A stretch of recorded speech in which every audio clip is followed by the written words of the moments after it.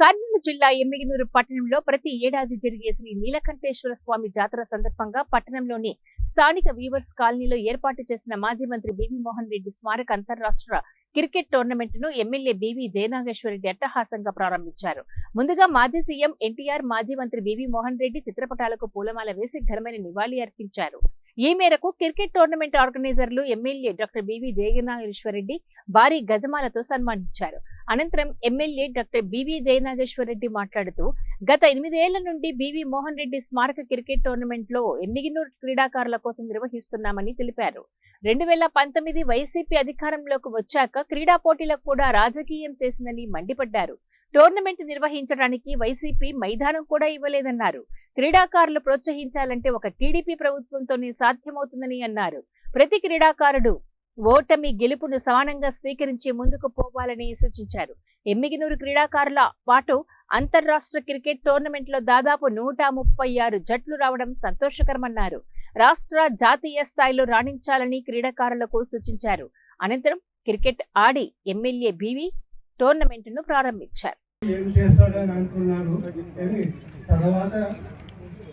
గెలిచిన తర్వాత తండ్రికి మించిన కొడుకు అనిపించుకున్నాడు. శ్రీ శ్రీ శ్రీ నీలకంఠేశ్వర స్వామి జాతర సందర్భంగా ఇక్కడ బీవీ మోహన్ రెడ్డి గారి స్మారకార్థం మెగా క్రికెట్ టోర్నమెంట్ జరుగుతుంది.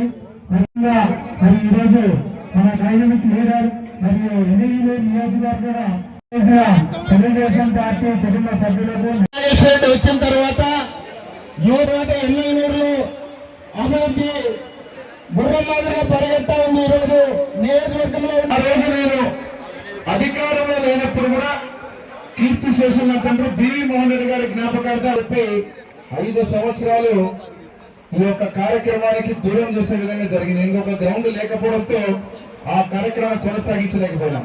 మళ్ళీ ఈ రోజు ఆటల పోటీలో నీలకంఠేశ్వర స్వామి జాతర అంటే బీవీ మోహన్ రెడ్డి గారి యొక్క స్మారకార్థం జరిగేటువంటి కార్యక్రమాలతో ప్రారంభమై దేదీప్యమానంగా సంతోషమయంగా జాతర అంటే జాతర అనే విధంగా ఎమ్మెగనూరులో జరగడం జరుగుతుంది. ఇప్పుడు మరి ఈరోజు ముఖ్యంగా ఈ యొక్క తీవ్రమైన వర్షం పడుతూ ఉన్నా మీరందరూ దూరం నుంచి ఒక పక్క గ్రౌండ్ తడిసిపోతా ఉంది. ఆర్గనైజర్లు ఎవరైతే ఈసారి ప్రతిష్టాత్మకంగా ఈ యొక్క కార్యక్రమాన్ని తీసుకొని చేయడం జరిగింది. ఒక ప్రైజ్ మనీనే కాదు,